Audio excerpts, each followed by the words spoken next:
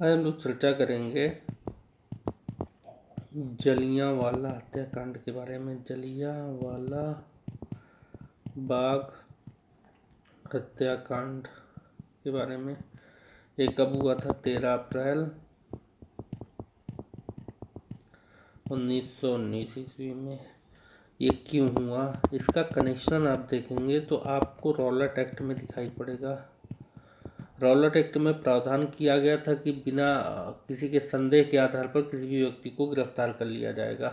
लेकिन जलियांवाला बाग हत्याकांड होने से पूर्व गांधी जी और अन्य नेता थे जो उन पर उनका पंजाब में प्रवेश प्रतिबंध कर रखा था अंग्रेजों ने।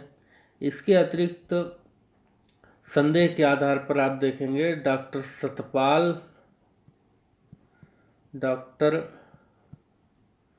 सत्यपाल और डॉक्टर सैफुद्दीन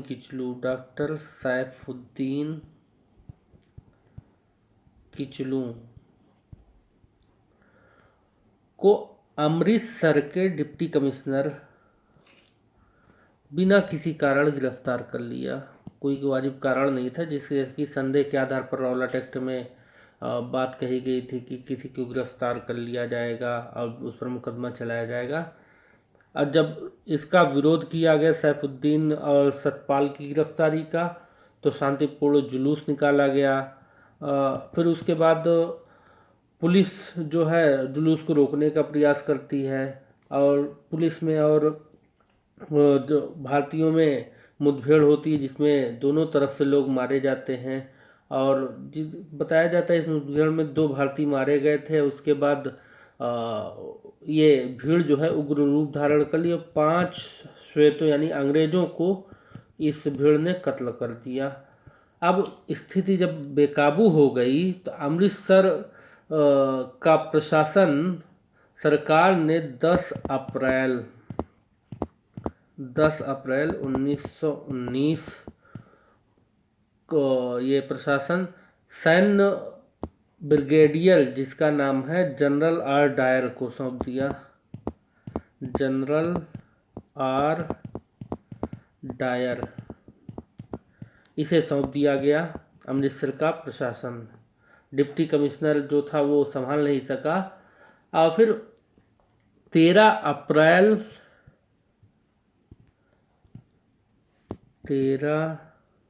अप्रैल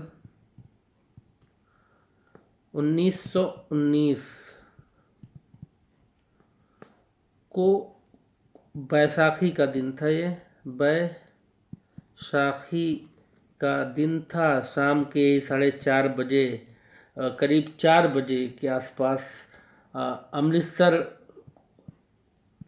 अमृतसर के जलियांवाला बाग में एक भीड़ इकट्ठा हुई। जलियांवाला बाग में एक भीड़ इकट्ठा हुई यानी एक सभा आयोजित की गई और उस सभा में लगभग बताया जाता है कि 20,000 लोग भाग लिए थे, आए थे, इकट्ठा थे, जिसमें औरतें, आदमी, बूढ़े, बच्चे सभी शामिल थे। उसी दिन जब ये सभा होनी थी, उसी दिन 9 बजे की बात है कि 9 बजे जनरल ओ डायर ने सभा को अवैधानिक घोषित कर दिया था। 9 बजे 9 से 9:30 के बीच में 9 से 9:30 के बीच में इस सभा को ओडायर ने अवैधानिक घोषित कर दिया था। अवैधानिक घोषित कर दिया। और इसी समय आप देखेंगे कि ये सभा चल रही होती है और उसमें सतपाल और सैफुद्दीन खिचलू की रिहाई की मांग और रॉलेट एक्ट के विरोध में भाषणबाजी जो है वहाँ हो रही थी। और ऐसे में जनरल डायर पहुंचा वहाँ। 3 मिनट में कहा कि भीड़ खाली करिए। 3 मिनट देकर भीड़ खाली करने को कहा। कुछ सैनिकों के बाग के दरवाजे पर उसने जो ये अमृतसर का जो ये जलियांवाला बाग था, बताया जाता है कि कुछ सैनिकों जब ये पहुंचा और निकलने का एक ही दरवाज़ा था और वहीं पे कुआं भी था उसी में, लोग जब जनरल डायर पहुंचे वहां गोली चलवाने का आदेश दे दिया और ये बताया गया लगभग गोलियां 1650 गोलियां चलाई गई थी उस समय और 303 नंबर की, ये 1650 303 नंबर की गोलियां चलाई गई थी और 1000 लोग मारे गए थे, 3000 घायल हुए थे। जो सरकारी रिपोर्ट कहती है वो 379 व्यक्ति मारे गए थे जलियांवाला बाग में और 1200 घायल हुए थे। लेकिन बताया जाता है कि लोग अपनी जान बचाने के लिए कुएं में कूदना शुरू कर दिए। जब कुएं में कूदे तो कुआं भी लाशों से पट गया। तो इस प्रकार से जनरल डायर ने जाकर ये भीड़, जो एक सभा चल रही थी 13 अप्रैल 1919 को अमृतसर के जलियांवाला बाग में, वहां जाकर आदेश दे दिए गोली चलवाने का। तो जो गोली चली तो उसमें लोग मारे गए, अलग अलग इनकी संख्या मिलती है, लेकिन सरकारी वाले ये आप याद रखिएगा 379। और वैसे नॉर्मली वो कि हाँ 1650 गोलियां चलाई गई थी, लगभग 1000 व्यक्ति इसमें मारे गए थे। तो 1000 का ये आंकड़ा आमतौर से याद रखिएगा। इसके बाद देखते हैं उस हत्याकांड यानी 13 अप्रैल के दिन जो ये हत्याकांड 1919 को हुआ। मीर सादिक मीर जाफर हमेशा से भारत में मौजूद रहे, आप याद रखिएगा। वह सिकंदर से आक्रमण से लेकर जलियांवाला बाग के हत्याकांड या वर्तमान तक भी। तो ये हंसराज नामक एक व्यक्ति थे, हंसराज, ये भारतीय थे। तो इन्होंने लेकिन जनरल डायर की इस हत्याकांड में मदद की थी, सहयोग किया था हंसराज नामक व्यक्ति ने। तो ये याद रखिएगा। दीनबंधु, अब थोड़ा सा टिप्पणी देख लेते हैं उसके बारे में। दीनबंधु एफ एंड्रूज ने इस हत्याकांड को क्या कहा है? जानबूझकर की गई क्रूर हत्या। दीनबंधु एंड्रूज ने जानबूझकर की गई क्रूर हत्या की संज्ञा दी है। इसमें अमृतसर में ये जो घटना 13 अप्रैल 1919 को हुई थी, इसमें मॉन्टेग्यू आपने नाम सुना होगा, इसको निवारक हत्या कहकर कड़ी आलोचना की है। उन्होंने कहकर कड़ी आलोचना की है। जो जलियांवाला बाग हत्याकांड हुआ तो उस समय पंजाब का लेफ्टिनेंट गवर्नर आप देखें कौन है? माइकल ओ डायर, ये लेफ्टिनेंट गवर्नर थे। इसने जो डायर ने काम किया था, जनरल डायर ने जो काम किया था, कृत यानी कि जो गोली चलवा के लोगों को मरवाया था, तो इसने माइकल ओ डायर ने कहा था जनरल डायर के बारे में कि तुम्हारी कार्रवाई ठीक है। गवर्नर इसे स्वीकार करता है। मतलब देखिए कि जो किया तुमने ठीक किया, और गवर्नर भी इसको स्वीकार करता, हाँ ठीक किया आपने। ये बहुत बड़ी बात थी कि 3 लोगों को कत्ल करा देना और उसको सही ठहराना। इसके बाद ये हत्याकांड हुआ और 15 अप्रैल के बाद आप देखेंगे, 15 अप्रैल के बाद पंजाब और लाहौर और कसूर, वजीराबाद, शेखपुरा, ये सभी स्थानों से लगभग अंग्रेजों ने 298 व्यक्तियों को गिरफ्तार कर उनको कठोर दंड दिया। अब देख लेते हैं कि इसके विरोध में जो भारतीय थे कि उनका एक्शन क्या था। तो इस हत्याकांड के विरोध में शंकर नायर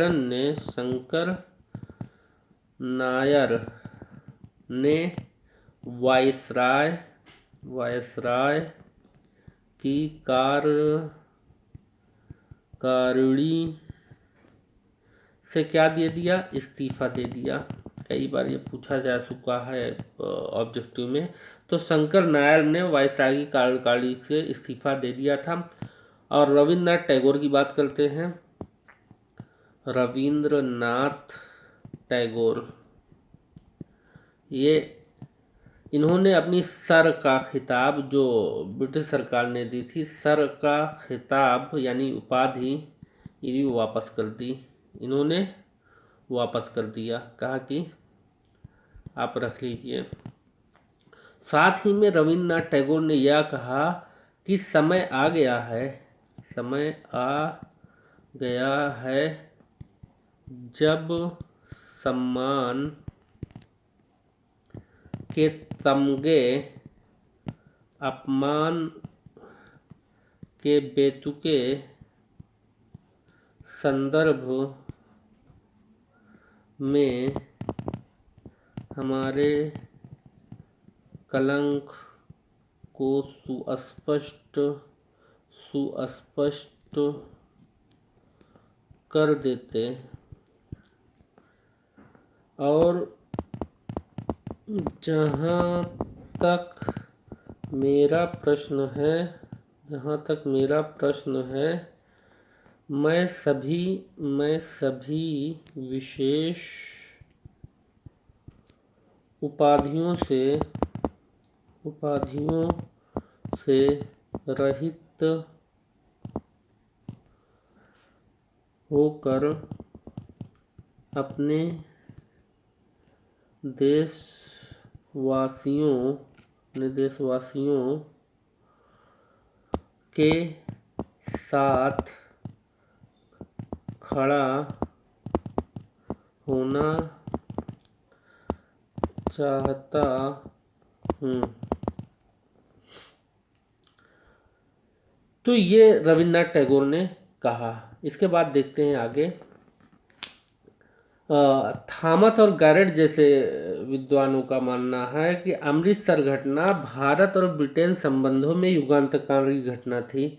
मतलब जैसे 1857 एक युगांतकारी घटना थी, वैसे थॉम्पसन और गैरेट, ये दोनों का मानना था कि ये उसी प्रकार से युगांतकारी घटना थी जिस प्रकार से 1857 का विद्रोह था। फिर से समझिए, 1857 के बाद जो शासन है वो क्राउन के अधीन चला जाता है। वैसे ही आप देखिए कि अमृतसर की घटना के बाद जो शासन है वो भारतीयों में जागरूकता फैलाता है। एक तरफ मदन मोहन मालवीय के नेतृत्व में एक आयोग नियुक्त होता है, दूसरी तरफ अंग्रेजों की नेतृत्व में, जिसमें भारतीय भी शामिल थे, जांच के लिए कमेटी गठित की जाती है। तो हंटर कमेटी की बात कर लेते हैं। हंटर कमेटी, ये जलियांवाला बाग हत्याकांड जो हुआ था उसी के जांच हेतु 1 अक्टूबर 1919 को ये गठित की गई थी, लॉर्ड हंटर की अध्यक्षता में। लॉर्ड हंटर की अध्यक्षता में, तो यानी कि ये हंटर कमेटी यानी लॉर्ड हंटर की अध्यक्षता में गठित कमेटी का नाम है, जो इस बात की जांच के लिए गठित किया है जलियांवाला बाग हत्याकांड के बारे में। अब 8 सदस्यों का ये आयोग था, 8 सदस्य इसमें थे। जलियांवाला बाग हत्याकांड जो लॉर्ड हंटर के नेतृत्व में गठित किया गया आयोग था, उसके 8 सदस्य थे। इसमें 5 थे अंग्रेज और 3 थे भारतीय। अब भारतीयों में कौन था? चिमन, सीतलवाड़, साहबजादा साहबजादा सुल्तान अहमद। इसके बाद देखिए जगत नारायण।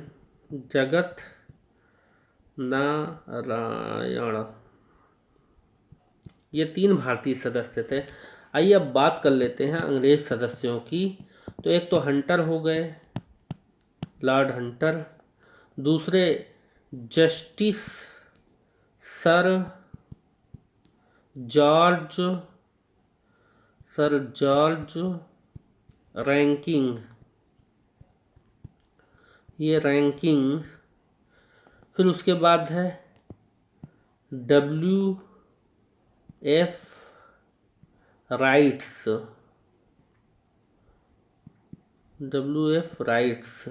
ये 1 सदस्य, 2 सदस्य, 3 सदस्य। मेजर जनरल जॉर्ज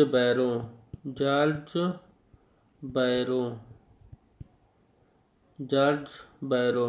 और इसके बाद है जॉर्ज बैरो के बाद अगले जो अंतिम हैं वो है टॉमस स्मिथ। ये याद रखिएगा, ये कभी भी पूछा जा सकता है इसका किसी भी परीक्षा में। तो इसके सदस्यों के बारे में है।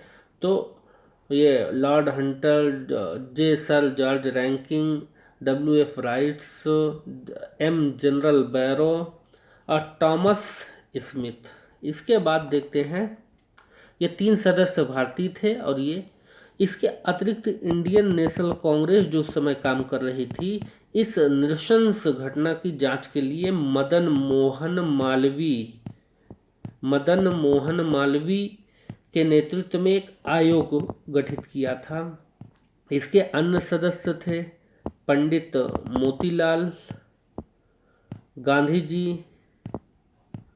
जी, अब्बास तैयब जी,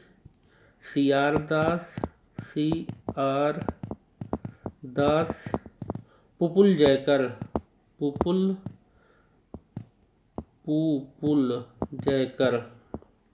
ये जो इंडियन नेशनल कांग्रेस ने गठित किया था उसमें ये सदस्य। हंटर कमीशन ने जो 8 सदस्यों वाली थी, उन्होंने मार्च 1920 में अपनी रिपोर्ट प्रस्तुत की और इसमें सीधा दोषी व्यक्तियों को बचाने का प्रयास, यानी जनरल डायर को बचाने का प्रयास किया गया था। और बचाने के लिए इससे पहले ही इंडेमिनिटी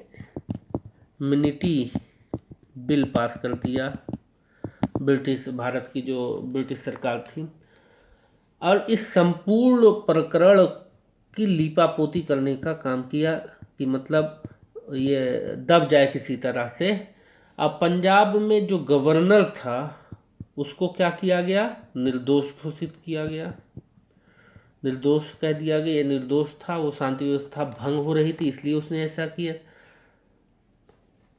और जो समिति ने वो डायर पर दोषों का बोझ डालते हुए कहा था, यानी जनरल डायर पर कहा था, डायर ने कर्तव्य को गलत समझते हुए जरूरत से ज़्यादा अधिकारों का प्रयोग कर लिया था। जरूरत से अधिक अधिकारों का प्रयोग उसने कर लिया। अधिकारों का प्रयोग उसने किया। किसने? डायर ने। लेकिन जो कुछ किया निष्ठा से किया। लेकिन ये आगे वाली लाइन बड़ी खतरनाक है। जो कुछ किया निष्ठा के साथ किया, मतलब उसकी अपने सरकार के प्रति निष्ठा थी इसलिए वो ऐसा किया। अब मामला ये हो गया कि उसे बचाने का हर संभव, इसमें देख रहे हैं, लेकिन जो कुछ किया वो निष्ठा के साथ किया। इसमें भी बचाव दिखाई पड़ रहा है जनरल डायर का। और उस समय आप बात कीजिए कि ब्रिटानी यानी अंग्रेजी अखबार उस समय उसे जनरल डायर को क्या कह रहे थे, ब्रिटिश साम्राज्य का रक्षक। इसके अलावा उसे ब्रिटिश साम्राज्य का रक्षक, ब्रिटिश साम्राज्य का शेर, मान की तलवार, मान की तलवार जैसे खिताब, उसे उपाधि प्रदान किया गया। जो ब्रिटिश अखबार उस समय कार्य कर रहे थे उन्हें ये खिताब दे रहे थे।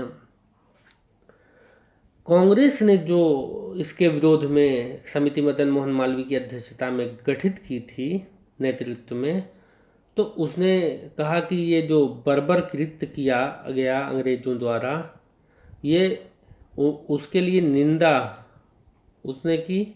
उसके साथ ही दोषी लोगों को कहा कि इन्हें आप जो है सजा दीजिए, और मृतकों के परिवार को क्या दीजिए आप, आर्थिक सहायता प्रदान कीजिए, आर्थिक सहायता प्रदान कीजिए। लेकिन सरकार ने इन सभी बातों का अंग्रेजी सरकार पर कोई प्रभाव नहीं पड़ा, उनकी जूं तक नहीं रहेगी।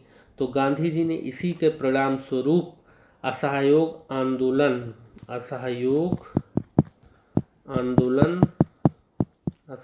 आंदोलन की भूमिका बनाई। अब इसी समय, जिस समय जलियांवाला बाग हत्याकांड हुआ था, उस हत्याकांड के समय ही पंजाब में चमनदीप के नेतृत्व में क्या हो रहा है, एक डंडा फौज का गठन हो रहा है। डंडा फौज का गठन हुआ। अब इसके सदस्य, डंडा फौज के सदस्य यानी चमनदीप इनके मुखिया थे, इन्हीं के नेतृत्व में हो रहा है।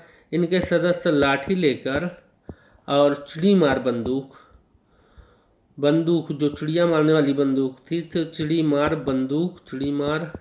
बंदूक से ये लैस होकर सड़कों पर गश्त लगाते यानी टहलते और पोस्टर चिपकाते, अंग्रेजों के खिलाफ भावना से भरा हुआ पोस्टर ये चिपकाते, लोगों को जागरूक करते। इस प्रकार से जलियांवाला बाग हत्याकांड का हर पहलू जहाँ तक संभव था कवर करने का प्रयास किया। ठीक है, अगले वीडियो में मिलते हैं फिर। धन्यवाद।